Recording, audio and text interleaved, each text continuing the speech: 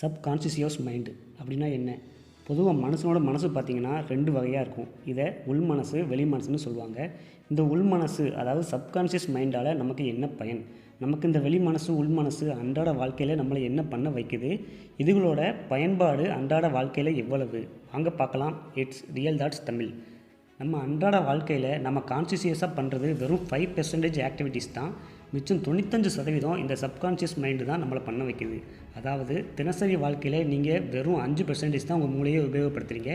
மற்றது எல்லாம் உங்கள் உள் மனசு தான் உங்களை பண்ண வைக்குது. இந்த உள் மனசு அவ்வளோ முக்கியமான கேட்டிங்கன்னா கண்டிப்பாக ஆமான்னு தான் சொல்லுவேன். இந்த உள் மனசு கிட்ட தான் ஃபீலிங்ஸ், எமோஷன்ஸ், பயம், நினைவுகள், பழக்க வழக்கங்கள்லாம் அடங்கியிருக்கும்.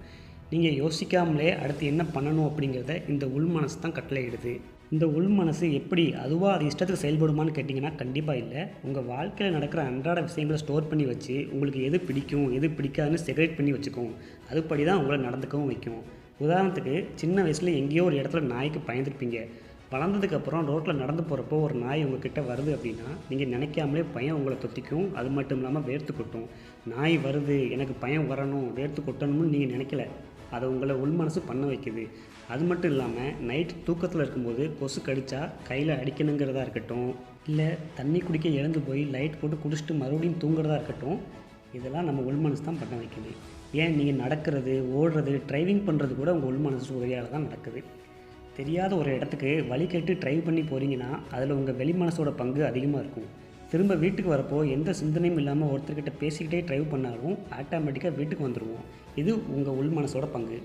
ஒரு தெரியாத இடத்துக்கு போகிறப்போ ரொம்ப நேரம் ஆன மாதிரியும் திரும்ப வீட்டுக்கு வரப்போ ரொம்ப சீக்கிரமாக வந்த மாதிரியும் நீங்கள் ஃபீல் பண்ணியிருப்பீங்க இல்லையா? இது எல்லாத்துக்குமே இந்த 2 மனசுங்க தான் காரணம். இதில் இருந்து என்ன தெரியுதுன்னா, ஒரு விஷயத்தை புதுசாக பார்க்குறப்போ இல்லைனா செய்கிறப்போ உங்கள் கான்ஷியஸ் மைண்டு ஆக்டிவில் இருக்கும்.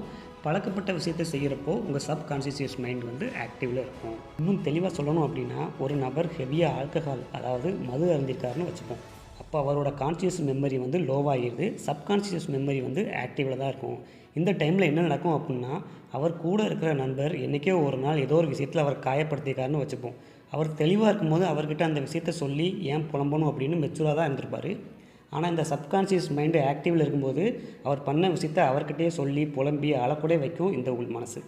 உங்கள் எமோஷன்ஸ், ஃபீலிங்ஸ் எல்லாத்தையும் வெளிப்படையாக கொண்டு வந்துடும். இந்த சப்கான்ஷியஸ் மைண்டால் நிறைய நன்மைகள் இருந்தாலும் நம்ம கான்ஷியஸாக இருந்தால் தான் நம்ம எடுக்கிற முடிவுகள் சிறந்ததாக இருக்கும். ஓகே ஃப்ரெண்ட்ஸ், இந்த வீடியோவில் நான் சொன்னது பிடிச்சிருந்தால் லைக் பண்ணுங்கள். பாய்.